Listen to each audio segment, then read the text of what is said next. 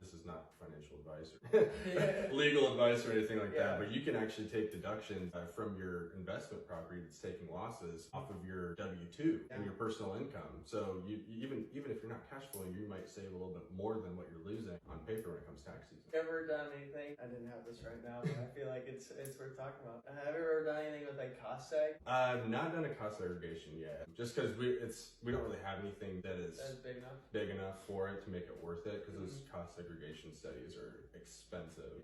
Yeah, we don't have anything high enough value or that would give us a high enough return for the cost of those. On mine, it was gonna be like 4 or 5 grand a pop for each house. Whereas like it's about the same price if you do it on like a 20 unit. Makes sense. Yeah. But it was still cost effective. Like if you're just Joe Schmo and you make $500,000 a year as a doctor, and you have 4 or 5 rentals. Like I think I put in 20,000 and wouldn't had to pay like 40 or 50,000 for taxes. Oh wow. So it's still like a return on my money. I just didn't want to cough up the 20 grand last year. I know, 100%.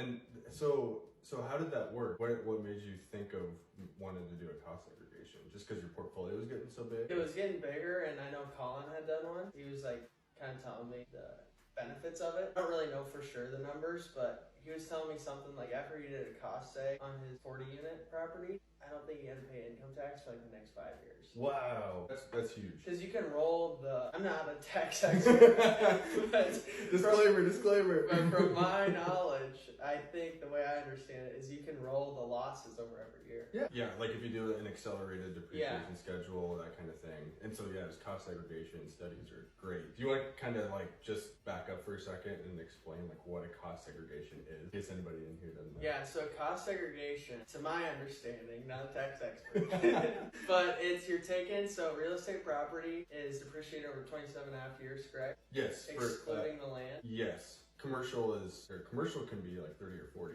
But yeah. Residential is 27.5 years. Say a townhouse is 200,000 and 50 of that is the land, so you can depreciate 150 of it. Cost segregation is where you're going in and accelerating that depreciation with usable items like carpet, LVP, paint, things that are going to wear, and you're taking that depreciation in the first 5 years, correct? Yep, that's it. Exactly. So it's just a way, if you make a lot of money, your W-2, you make 200, 300, 400, 500,000 a year, and you're in the highest tax bracket, you can take a big loss on paper with your property. But you won't be able to take those losses later. But the idea is like you buy a property and then you buy another one. You know, you keep adding. You keep going, and then you keep either deferring, those taxes or taking that credit right up front. It's big if you do have even like you said 1, 2, 3, 4, 5 properties, and you have a big pay raise. 1 year, and you're like, okay, well I just got a $100,000 pay raise, for example, and that puts you in a tax bracket that's much higher. You got 3 or 4 properties that you can do a cost segregation on.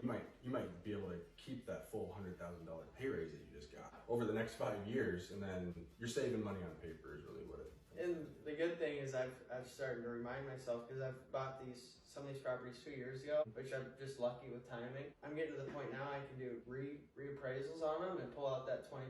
And so now it's all the bank's money. So that's even awesome. Like, shit hits the fan. I'm not technically in it anymore. Right.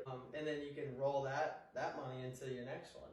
And like what you said earlier, that snowball effect is just building and building. Yeah. You keep doing this over and over. In year 10, you have 5 or 6. If you do house hacking, or you just buy investment property once a year for 10 years, you can retire after 20 probably, based on you got your principal pay down, your appreciation, all of this stuff. You don't have to be a big mega investor to live comfortably, live how you want to. That's kind of the big thing, but everybody's goals are different. The nice thing is, once you get those paid down, say the cash flow supports the debt, say you pay down 60%, and in year 10 you want to go out and buy a new boat, you can do cash out refi, pull out that 20%, and that's tax-free money. Yep. It's not going to be taxed by the government. You pull out debt on the property. Yep. You're still paying the interest, but you're still not paying 20, 25% plus on that capital. And something you didn't know, maybe you did, but you can actually depreciate a boat too. Yeah. So you can do a cash out refinance, get a tax-free check, go buy this boat, depreciate that, and then all of a sudden your tax liability even goes down, and you still got to keep the place and you get the boat. Yeah. So boat before baby. Boat before baby.